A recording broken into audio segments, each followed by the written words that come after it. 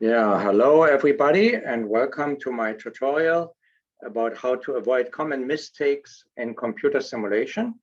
My name is Joachim Pieprek and I would like to share some of the lessons I learned in my 40+ years of research in this field. And let's see, I have to move forward. Yeah, we all agree on the value of computer simulation. It enables us to connect theory and application, in our case, in the field of optoelectronic devices, so we can apply new or existing theoretical models to real-life situations and thereby combine all the relevant physical processes self-consistently. That means they interact with each other like in the real world, and this way we are able to reproduce measurements that we see on these devices quantitatively, so exactly. And such reproduction is needed to validate new models, for instance, and it also provides deep insight into the internal physical processes in these devices and helps to explain some unexpected experimental results that we see. And in the end, if we have a good model that agrees with reality, we are able to optimize the device design and make quantitative predictions. But some words of caution have been said by Albert Einstein a long time ago. In theory and practice are the same. In practice, they are not. And what that means is, as a theoretician or as a software developer, of course, we are happy if our model finally works, the computer simulation converges, produces reasonable results, and we are happy and ready to publish this. But the main step or the final step is still missing, because we have to compare our results with the real world and see whether our model produces correct results, because in practice, theory does not agree with reality in many cases. And we all know this when the first comparison to measurements often shows a great disagreement or some disagreement with measurements. So we have to think about what could have been wrong in our simulation approach. So there are many mistakes that may happen at for different stages of the simulation project. I show here 5 different stages.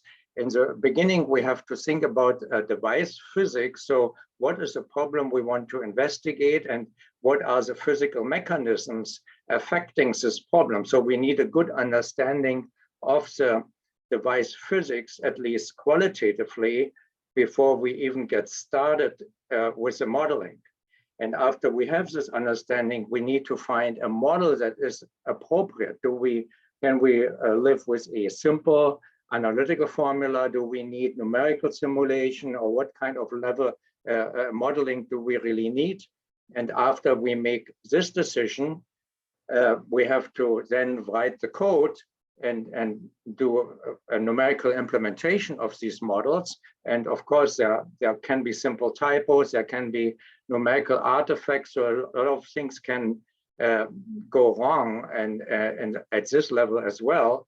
And after this is completed, we still have to think about the material parameters that we need in this approach. So every formula, every model has some practical parameters like mobility or refractive index, and we need to know what are these numbers for our material.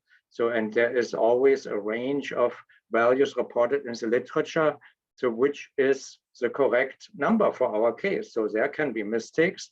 And in the end, of course, people can misinterpret the results they have calculated. And I often see this in the literature when I review papers, that people put much more importance or meaning into the simulation results than there really is. So we have to separate the actual facts, the results of our simulation, from wishful thinking. So at all these levels, something can go wrong, and produce in the end incorrect and misleading results. And I will go through these different error sources in the following. And as an example, I will use gallium nitride-based light-emitting diodes, which I researched for many years now.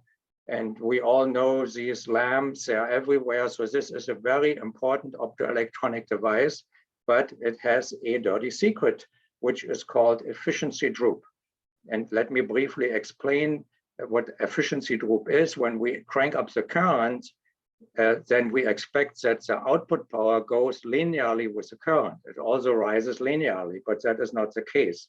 So in real devices, there is a sublinear increase of the power, and that is called droop. When you plot the slope of this curve, then you see a declining efficiency. Efficiency is output power divided by input power. Very simple. And so this efficiency droop means that the higher we crank up the current, so the more light we want to get out of these lamps, the less efficient they are. And efficiency, energy efficiency, is really the driving force of this whole development. So we do want a high energy efficiency. So, and that's why there was a lot of research going into this efficiency droop over the last 2 decades. And I also wrote a paper about 12 years ago about this efficiency droop. If you want to look more into the physics of this phenomenon, then you're welcome to check out this paper. And in brief, I want to explain what the physical problem is here. These LEDs are simple PN diodes. The N-doping side provides the electrons. The P-doped side provides the holes. They're recombining in the active layer, which often is a quantum well, and there are different possibilities or physical processes of recombination.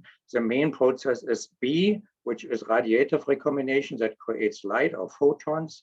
But then there's also A, the chocolate Hall recombination via defects that produces phonons, lattice vibrations, or C, which is Auger recombination that produces hot carriers. So A and C are not desired, but in a practical diode, the higher the current is, the higher is the carrier density, and the C part actually increases with the cube of the carrier density. So eventually the C part will take over and steal electrons from the desired photon generation. And there's also a fourth mechanism, which is sometimes neglected in the literature. So these electrons may jump out of the active area into the p-doped area to recombine with holes outside the quantum wells, and even putting a electron blocker layer in between, which is typical, which has a larger band gap to stop electrons, doesn't help much in many cases. So we always have some, or often have some leakage. But and this is then represented by this simple formula. The internal quantum efficiency is the radiative current divided by the total current, and radiative current is a B part, and the other 3 parts are listed here. Typically, the D part is left out because the leakage current is very difficult to calculate or estimate. A, B, and C can somehow be measured, but the D parameter is not really well established, so most people leave that out. If you want to calculate electron leakage, you really need numerical models. And I first want to talk a little bit about this Auger recombination, which is kind of a phenomenon because originally physicists expected Auger recombination to be very small in the wide band gap material like gallium nitride. So they thought, so this will not matter in these LEDs. But then when people use the ABC model to extract the C parameters, then they ended up with much larger numbers.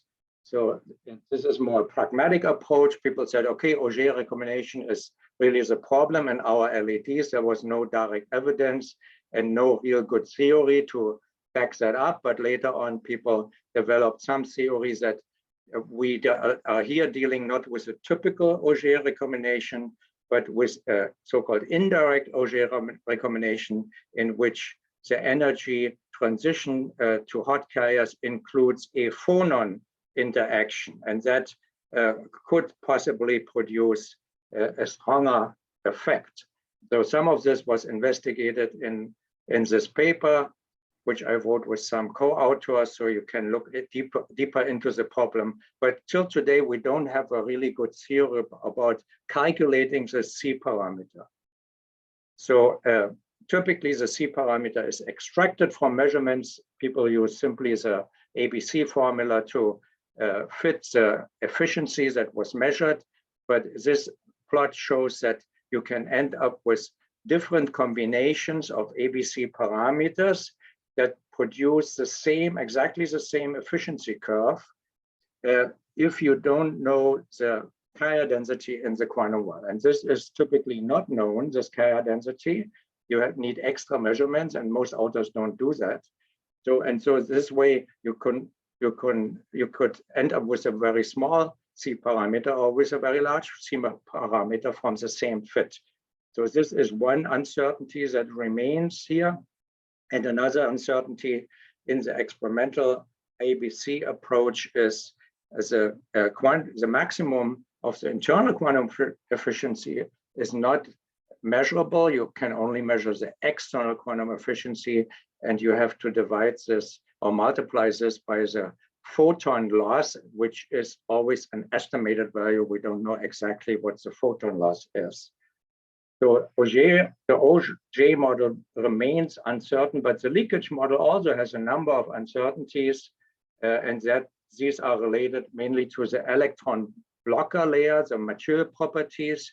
And here I show that the conduction band offset ratio, which is the part of the band gap difference that goes in the conduction band, so 50% or 65%, when you vary between these two numbers, you can basically go from 100% leakage to zero leakage. And this is a very small range. And this example that I used here, it's also published. You can download these papers from the NUSOD website. So this is extremely sensitive to the conduction band offset ratio, the calculated leakage. And another uncertainty is the built-in polarization of these materials that is widely publicized.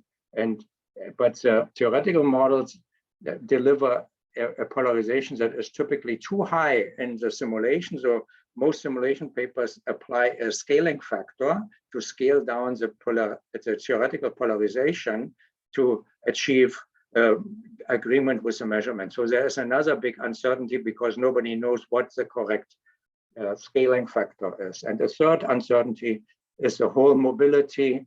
So when the electrons leak out of the active region, if the holes have a much smaller mobility, because they can't get into the active region, electrons have to meet them outside.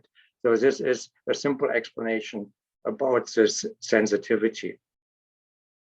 And so the question remains, how can we decide between these two models?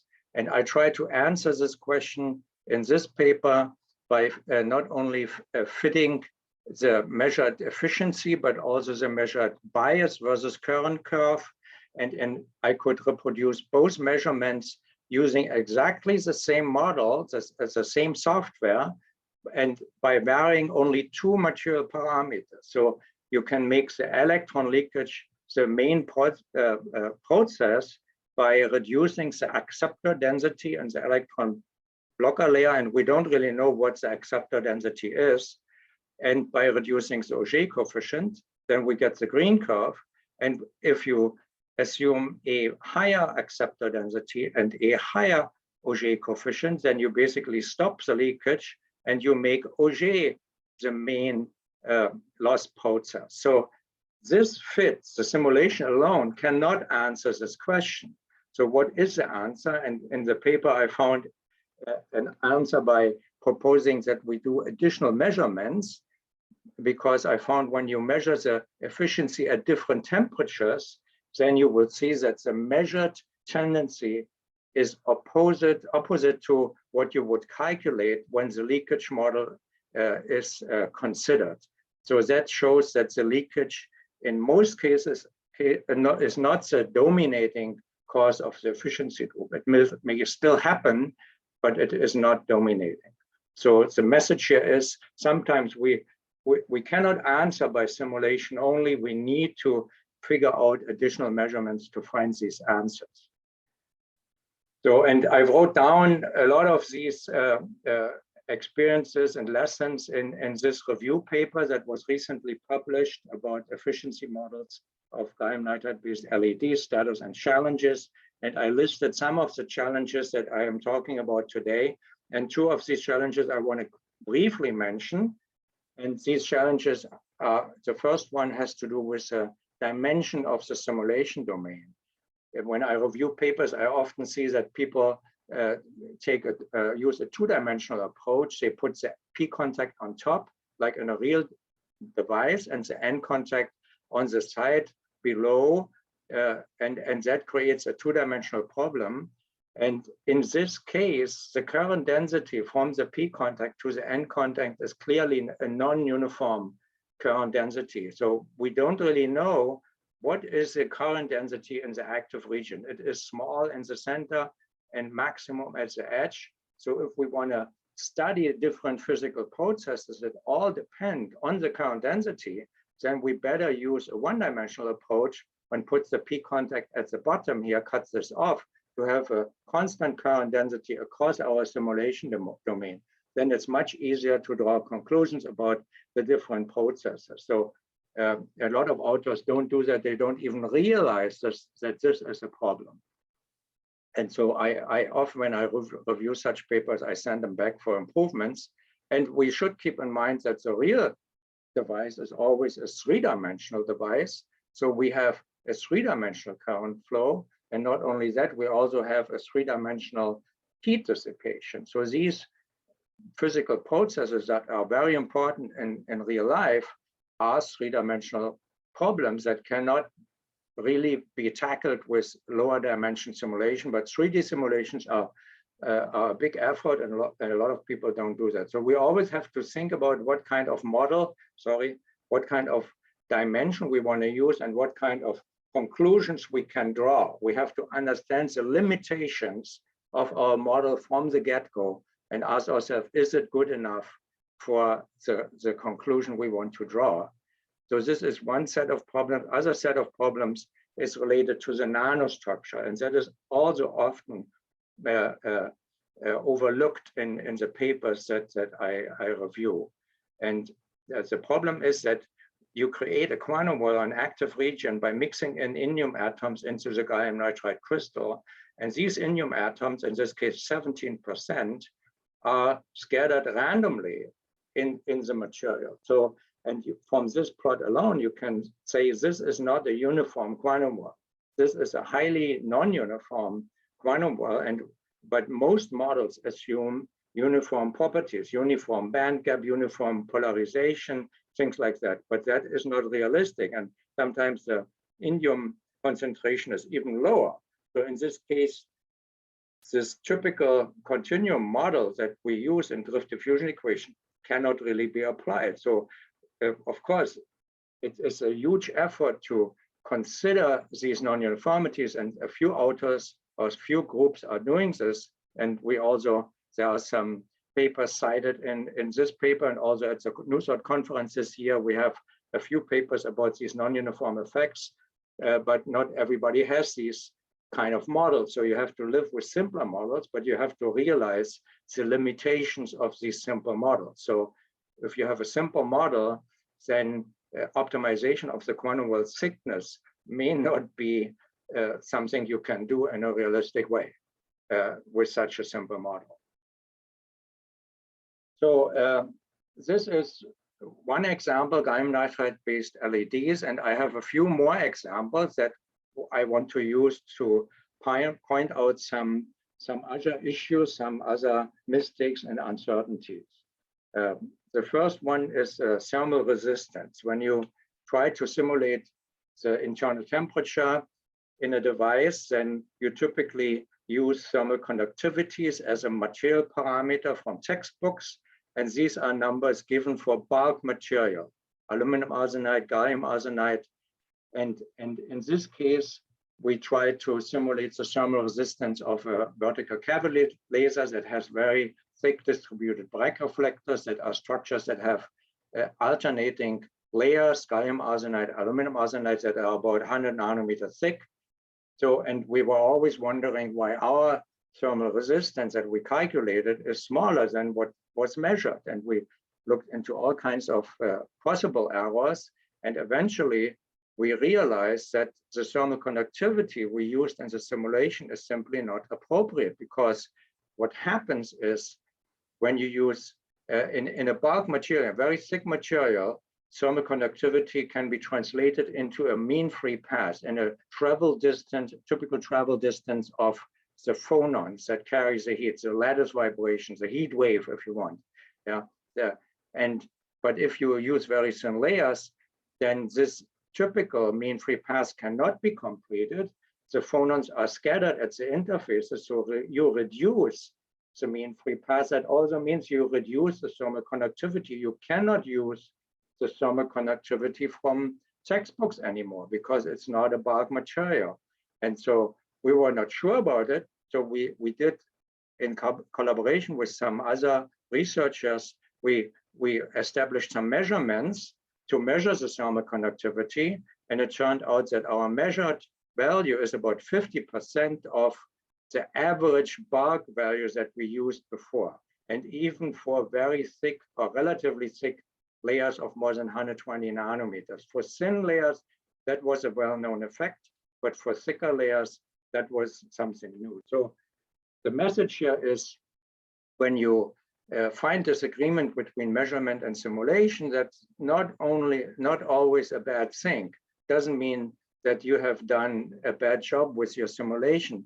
It may lead you to new discoveries. In this case, that we have to find the thermal conductivity of thin layers, that we cannot use the bulk values reported in the literature. And that actually led to a publication that was cited by other groups. So this was a successful research project that came out of a disagreement between measurements and simulation. So another issue I want to briefly touch is the issue of error range. Most papers I see as a reviewer editor, people don't establish error ranges of their results. And in a simulation project, it's relatively simple to do that, because you could simply vary the parameters, the material parameters that you don't really know exactly. You could vary within the range that is reported in the literature, and that would produce an error range. And in this paper, I have used a gallium arsenide-based laser as an example. We studied this laser, and we found that good agreement with measurement without doing much fitting. So in this case, by varying all these different parameters, and you can see how we did that in this paper, we ended up with a error range of plus minus 4%, which is an excellently small error range compared to the total power loss that is caused by all these parasitic processes. So, but this is not typical. When you do this in a typical simulation, your error range is much larger.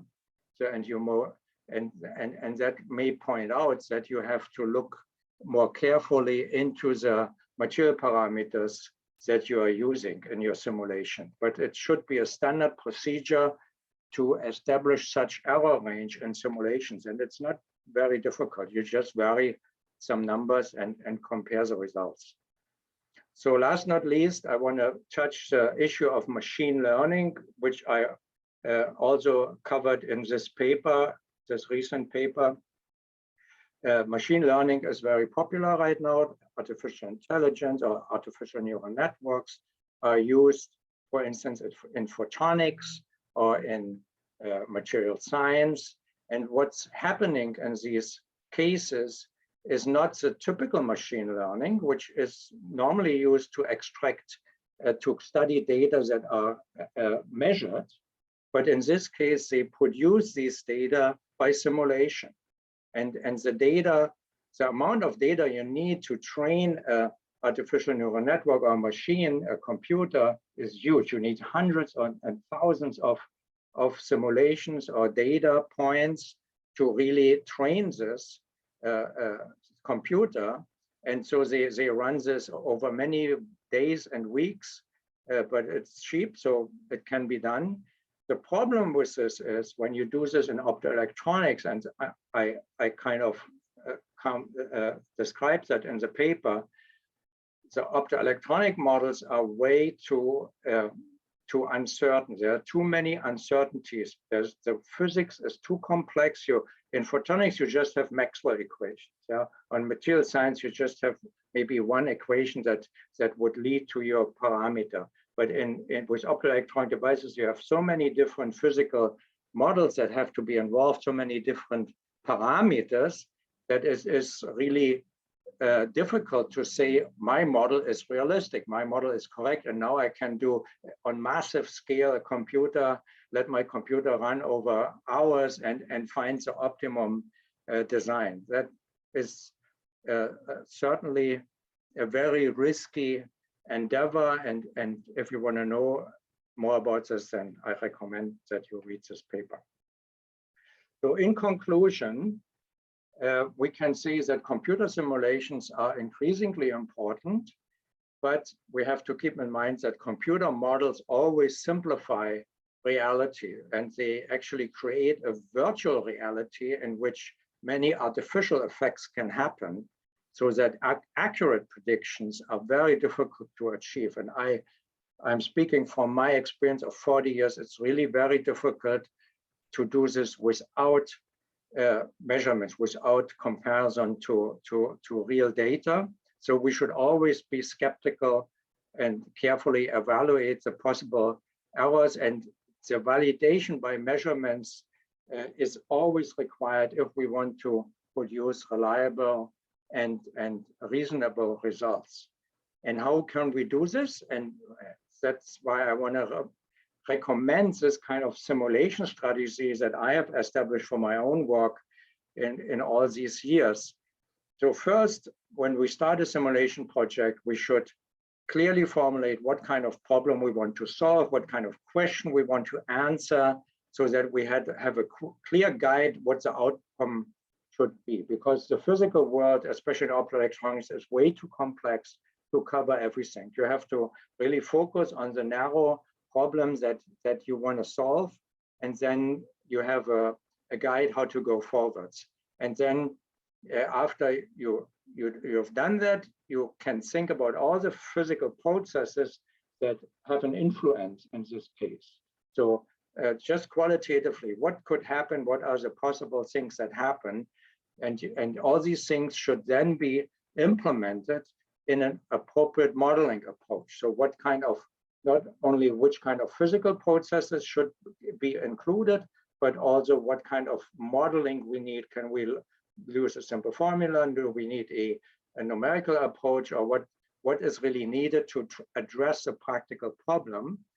And then, of course, we need to look into the material parameters that are in our formulas and look into the literature. What is the reported range in the literature? What is a reasonable range? Sometimes we don't find good numbers, and then we have to do measurements ourselves, or let others people do measurements, and even measurements have a certain error range. So we always have to consider that there's an error range with these material parameters. And then the most important step is really number 5, that we then demonstrate, after all this is done, we demonstrate agreement with relevant measurements, not just one measurement.